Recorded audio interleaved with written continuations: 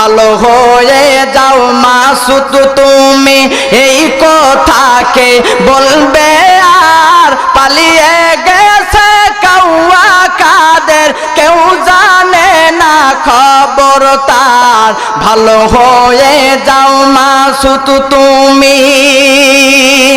ফকরুল সাহেব আপনার বাসায় কাউয়া কাদের গেছেনি ঠাকুর গায়ের বাসায় আপনি থাকতে তারে দিছেননি ঠিক না